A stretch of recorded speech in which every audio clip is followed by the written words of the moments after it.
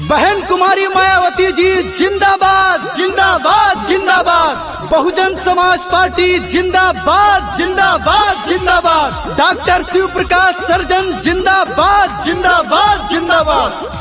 264 12 विधानसभा से जन जन के सेवक, गरीबों के मसीहा, आपके भाई आपके बेटे डॉक्टर शिव प्रकाश सर्जन जी इस बार उतरे हैं मैदान में। आप सभी जनता जनार्दन के सम्मान में बहुजन समाज पार्टी से। तो याद रखिए भाइयों, इस बार हाथी वाला बटन दबाना है, डॉक्टर शिव प्रकाश सर्जन जी को अपना विधायक बनाना है। अपने विधानसभा 264 12 में विकास की गंगा बहाना है। जन जन का साथ निभाने की कसम जिन्होंने खाई है, सच्चे जन सेवक गरीबों के सहाई। जन जन का साथ निभाने की कसम जिन्होंने खाई है, सच्चे जन सेवक गरीबों के सहाई। हाँ, शिव प्रकाश सर्जन को जिताना है अब की, अपना विधायक बनाना है अब की, हाथी का बटन दबाना है अब की, यूपी में बसपा को लाना है अब की। संघर्षों से लड़ना सीखा है, संघर्षों से लड़ना सीखा है, संघर्ष हमारी गाथा है। सत्ता का कोई शौक नहीं, बस 264 12 विधानसभा के विकास से मेरा नाता है, ये कहना है डॉक्टर शिव प्रकाश सर्जन जी का। तो याद रखिए भाइयों, चाचा चाची का प्यारा चुनाव चिन्ह है हाथी, सभी गरीब भाइयों का प्यारा चुनाव चिन्ह है हाथी, और हाथी वाला बटन दबाकर इस बार डॉक्टर शिव प्रकाश सर्जन जी को अपना विधायक बनाना है। बहन कुमारी मायावती जी जिंदाबाद जिंदाबाद जिंदाबाद। बहुजन समाज पार्टी जिंदाबाद जिंदाबाद जिंदाबाद। डॉक्टर शिव प्रकाश सर्जन जिंदाबाद जिंदाबाद जिंदाबाद। 12 विधानसभा से उम्मीदवार हैं, करमठ जुझारू प्रत्याशी दमदार हैं, करमठ जुझारू प्रत्याशी दमदार हैं। सुख दुख में सबका साथ निभाते, करते गरीबों से भैया जी प्यार है। चाचा चाची भैया बहनी सबका प्यार मिलेगा, अब की चुनाव में खाली हाथी का बटन दबेगा।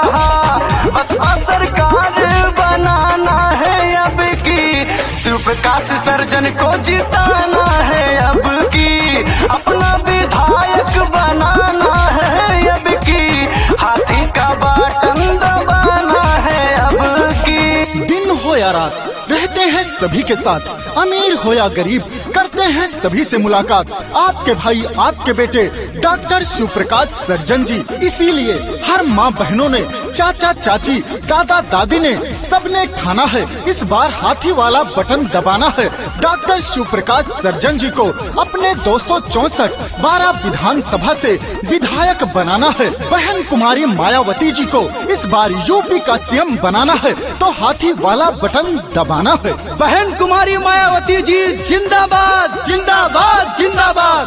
बहुजन समाज पार्टी जिंदाबाद जिंदाबाद जिंदाबाद। डॉक्टर शिव प्रकाश सर्जन जिंदाबाद जिंदाबाद जिंदाबाद। डॉक्टर शिव प्रकाश भैया दिलेर हैं, बहुजन समाज पार्टी के शेर हैं, बहुजन समाज पार्टी के शेर हैं। पिछड़े दलितों के दिल में बसे हैं, बहुमत जीतेंगे कोई ना देर है। गाँव गाँव में शोर मचा है, जीतेगी बस हाथी, बहन कुमारी मायावती जी है दलितों की साथी। हाँ, मिल के सीएम बनाना है अब की, शिव प्रकाश सर्जन को जिताना है अब की, अपना विधायक बनाना है अब की, हाथी का बटन दबाना है अब की। जन जन का साथ निभाने की कसम जिन्होंने खाई है, सच्चे जन सेवक गरीबों के सहाई। जन जन का साथ निभाने की कसम जिन्होंने खाई है, सच्चे जन सेवक गरीबों के सहाई। हाँ, शिव प्रकाश सर्जन को जिताना है अब की, अपना विधायक बना